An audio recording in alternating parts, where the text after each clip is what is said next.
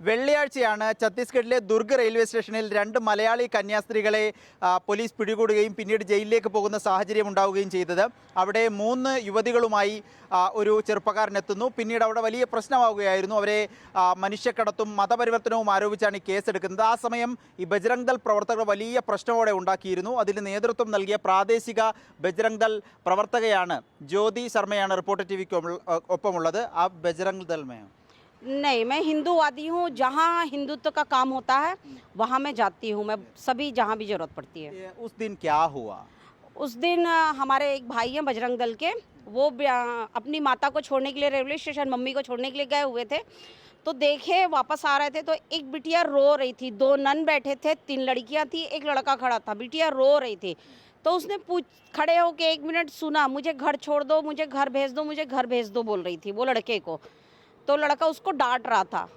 तो उतने में वो पूछा उसको क्या हुआ करके, मैं घर जाना चाहती हूँ, ये मुझे नहीं जाने दे रहा है, इतना करके बोले। तो तुरंत मुझे, क्योंकि लड़कियों का मैटर था, तो भाई ने मुझे तुरंत फ़ोन लगाया, दीदी यहाँ 2 नन बैठी हैं, 3 लड़कियाँ हैं, रो रही है एक बच्ची, घर जाना चाहती है। मैंने बोला भाई उनको GRP वालों के पास में बिठाओ, मैं आ रही हूँ। मैं फिर वहाँ पहुँची रेलवे स्टेशन में, वही 8:30 बजे करीब सुबह में पहुँची। तो उन सभी को 6 को GRP वालों के इसमें रूम में बिठा के रखा गया था। मैंने पूछा तो बच्ची क्या समझ आया? उसमें ये समझ में आया, बच्ची रो रही थी, रो के बोल रही थी मैं घर जाना चाहती हूँ। तो मैं बोली घर जाना चाहती तो आई क्यों, और आई क्यों आए हो? तो बोलती है मेरे को यहाँ पर आपका कैसे समझ आया ये कन्वर्शन है, ह्यूमन ट्रैफिक, ऐसे कैसे समझ? क्योंकि बच्ची ने कहा कि मुझे जबरदस्ती ये लेके आया है। और मैंने लड़कियों कहा? हाँ, लड़कियों ने कहा। उसमें से एक बच्ची ने कहा, उसका हमारे पास वीडियो भी है, लिखित में भी है। उसने कहा मैं घर जाना चाहती हूँ, मुझे इन लोग जबरदस्ती ये लड़का मेरे को भेज रहा है। उसके बाद मैं वो नन लोगों से बात की, मैं वो दोनों बच्चों से, तो बोलते हैं नहीं है। तो मैं उनके घर में फिर संपर्क की, तो घर वालों को पता ही नहीं था कि वो तीनों लड़कियां दुर्ग रेलवे स्टेशन में आई हुई हैं और वो आगरा जाना चाहती हैं। तो उससे समझ में आया। नन लोग ने कहा आप धमका रहे? नहीं, मैं बिल्कुल नहीं धमका रही हूँ। मैंने सिर्फ नन लोगों से पूछा ये तीनों बच्चियों को क्यों लाए हो आप? तो नन ने कहा है कि इनको हम खाना बनाने के लिए और नर्सिंग कोर्स के लिए लेके जा रहे हैं।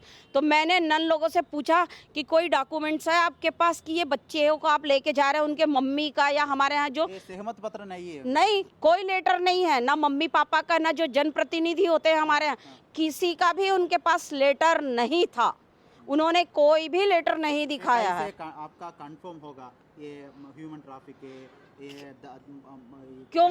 देखिए, क्योंकि उनके घर वाले बूढ़ादेव को मानते हैं, उनके आधार कार्ड में हिंदू नाम है, उनके घर वाले हिंदू रीति रिवाज को मानते हैं।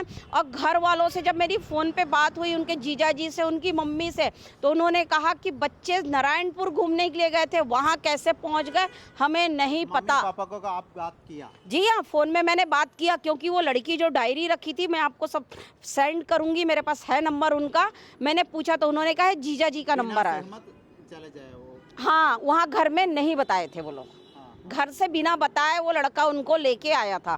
और वो जो लड़का लेके आया था वो सिर्फ नारायणपुर से दुर्ग रेलवे स्टेशन तक छोड़ने आया था। नन लोग ने कहा ये आपका धमका लिए, इसलिए पुलिस केस गिरफ्तार हुई। ऐसा कहीं होता है क्या कि किसी के बोलने से कानून उसमें धारा लगा दे? जब तक छानबीन नहीं होता है तब तक कोई कानून नहीं लगा। अगर मेरे धमकाने से लगता तो सुबह 8:30 बजे से शाम के 5 बजे तक पूरी कार्रवाई होते तक हम वहाँ नहीं रहते। अगर मैं धमकाती तो आधे घंटे में, 1 घंटे में कार्रवाई होता और सब हम आ जाते।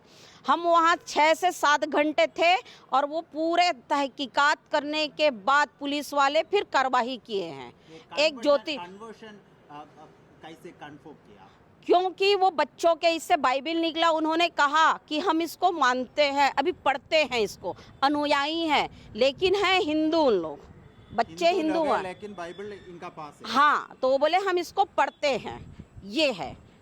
तो असली ये हिंदू वाले? बिल्कुल हिंदू है। उनका आधार कार्ड आप देखिएगा, हिंदू नाम है आधार कार्ड में, उनका क्रिश्चियन नाम नहीं है, कहीं पर भी क्रिश्चियन नाम नहीं है बच्चों का। केस में आप पुलिस को बात किया? बिल्कुल, पुलिस को बात किए, सभी से बात किए हैं, तब जाके वहाँ पर पुलिस वालों ने भी तहकीकात किया है, तब जाके फिर केस दर्ज हुआ है। इच्छा क्या है ऐसे काम करने की? मेरी इच्छा ये है कि मेरा जो छत्तीसगढ़ है यहाँ धर्मांतरण बहुत होता है, तो मेरे छत्तीसगढ़ को धर्मांतरण मुक्त छत्तीसगढ़ बनाया जाए, यहाँ धर्मांतरण टोटल बंद हो जाए। हम अपने सरकार से यही मांग की है। धर्मांतरण बंद करने के लिए आप काम करने बिल्कुल, हमारा छत्तीसगढ़ जो है धर्मांतरण मुक्त होना चाहिए। जिस तरीके से यहाँ हिंदू लड़कियों को बहला फुसला के धर्मांतरित करते हैं वो यहाँ बंद होना चाहिए। अपने मर्जी से जाए, जिनको जो मानना है वो अपने मर्जी से मानेंगे, लालच दे के डरा के धमका के किसी धर्म में ना शामिल किया जाए। ഭീഷണിപ്പെടുത്തിയും നിർബന്ധിത മതപരിവർത്തനം അനുവദിക്കില്ല, അതിനുവേണ്ടിയാണ് താൻ പ്രവർത്തിക്കുന്നത് എന്നുള്ളതാണ്. ഛത്തീസ്ഗഡിൽ അങ്ങനെ ഒരു പരിപാടിയെ നടക്കില്ല എന്നതാണ് പറയുന്നത്. മാത്രമല്ല ഹിന്ദുക്കളാണ്, ഹിന്ദുക്കൾ പിന്നീട് ഇവർ ബൈബിളൊക്കെ പഠിച്ച് അത് പഠിക്കുകയാണ്. ഇവരുടെ ആധാർ കാർഡിലൊക്കെ ഹിന്ദു പേരുകളാണ് ഉണ്ടായിരുന്നത്, അതുകൊണ്ടാണ് അത് തിരിച്ചറിയാൻ സാധിച്ചത് എന്നും ജ്യോതി ശർമ്മ റിപ്പോർട്ടർ ടിവിയോട് പ്രതികരിച്ചിരിക്കുകയാണ്. വീഡിയോ ജേർണലിസ്റ്റ് മനു ബാലകൃഷ്ണനൊപ്പം reporter Adil Palode, in reporter Chhattisgarh.